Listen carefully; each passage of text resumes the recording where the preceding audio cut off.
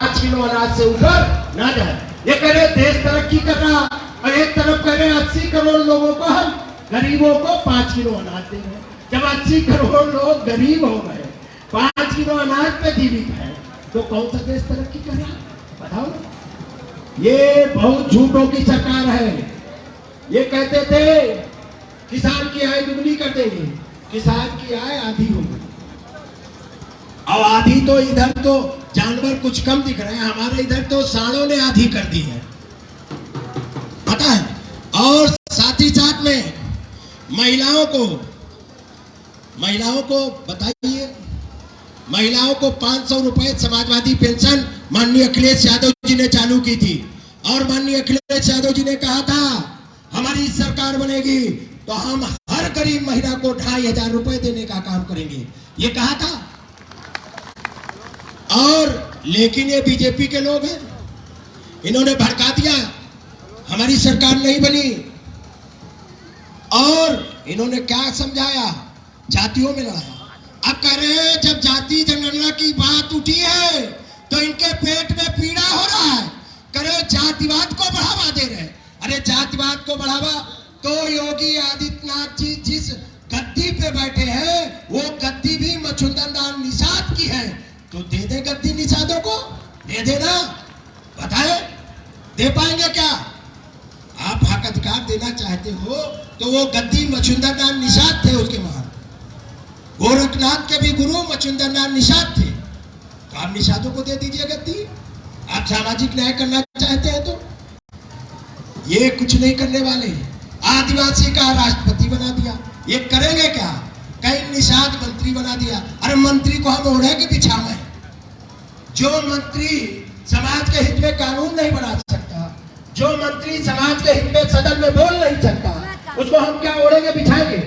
राजपाल कश्यप के मंत्री बन जाने से सबका भला थोड़ी हो जाएगा।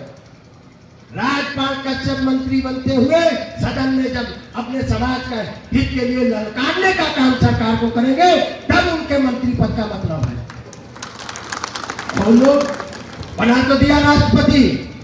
मैं पूछना चाहता हूँ क्या आदिवासियों की जमीनें कब्जा कर ली गई?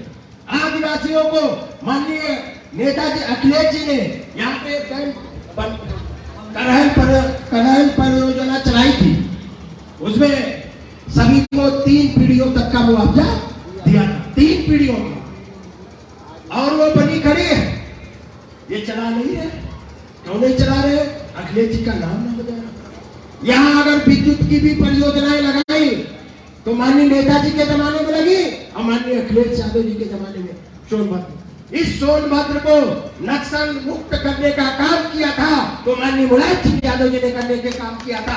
आप बताओ, ये पकड़ लेते थे, कहते थे नक्सली है। अरे जमीन की बात कर रहा, आपने अपने हक अधिकार की बात कर रहा, उसको नक्सली बता देते। बासमती कोल को ब्लॉक प्रमुख बनाने का काम किया था माननीय मुलायम सिंह यादव जी ने। बासमती कोल को बनाया था ना महिलाओं के बीच। और शिवशंकर घसिया को यही के थे जिला पंचायत अध्यक्ष बनाने का काम किया।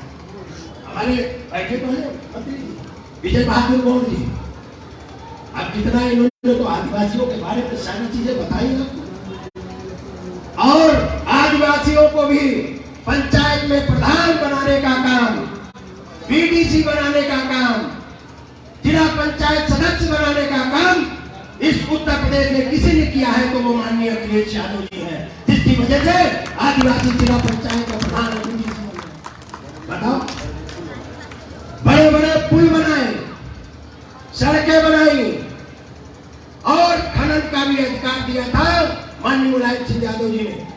कहा था खनन का अधिकार दिया था। कश्यप निषाद बिंद भीमर मल्लाह कहार गुड़िया माझी मझवार रखवार तुरहा, इनको पट्टे दे दिए थे। कहा था ये जल में रहते हैं, नदी के किनारे रहते हैं, इसका अधिकार इनका है। लेकिन आज छीन लिया गया। बड़े बड़े माफिया चल रहे हैं।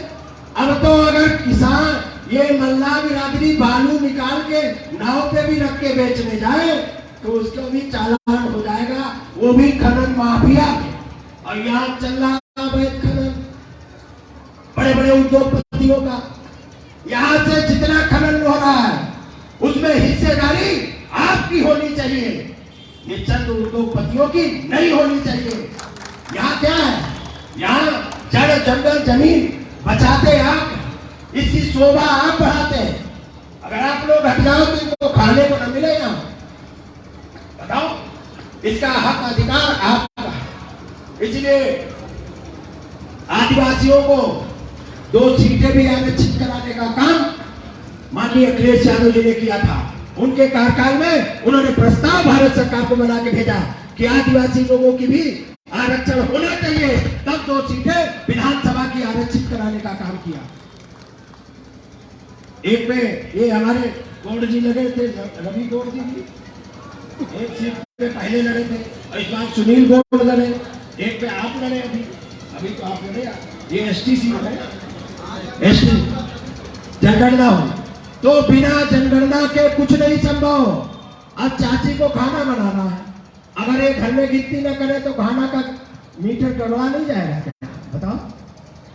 अगर चाची को खाना बनाना है, अब ये गिनती न करे तो ये खाना बना सकती क्या? अब बनाया 5 लोगों को, घर में 10 लोग हैं, तो हर चीज में हिस्सेदारी के लिए तो गणना जरूरी है ना।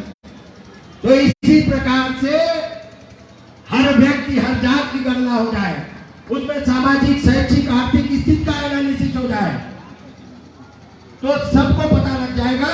अब बीजेपी क्यों नहीं चाहती है? क्योंकि बीजेपी इसलिए नहीं चाहती है क्योंकि सच्चाई पता लग जाएगी। जो गांव में झोपड़ी में बैठे लोग हैं, कितने गरीब हैं, कितने आदिवासी हैं, कितने पिछड़े दलित हैं, और कितने सवर्ण वर्ग में भी, बहुत से सवर्ण वर्ग में भी जातियां हैं जो बहुत गरीब है, चंद लोगों को ही लाभ मिलता है, तो उनकी भी गणना हो जाएगी। अब तो आरक्षण सबको मिल रहा है, अब कोई ये भी नहीं कह सकता कि आरक्षण फार्मर को नहीं मिल रहा, उनको भी 10% मिल रहा है, तो उनमें भी गणना हो जाए, जिसको लाभ मिलना चाहिए उसको लाभ मिले। इसलिए जिसकी जितनी संख्या भारी उसकी उतनी हिस्सेदारी। संसो पाले वाली गांठ पिछड़े पावे 100 में सवार। 1931 में गणना हुई थी, अंग्रेजों ने कराई थी, और उसी गणना के आधार पर मंडल कमीशन की सिफारिशें लागू हुई थी। तब से गणना नहीं हुई जाति जनगणना, और एक बार गणना हुई तो उसके आंकड़े नहीं प्रस्तुत किए। इसलिए मैं कहना चाहता हूं, हमारे मंत्री जी ने बड़ी अच्छी मीटिंग कराई, मैं इसके लिए धन्यवाद देता हूं। इतने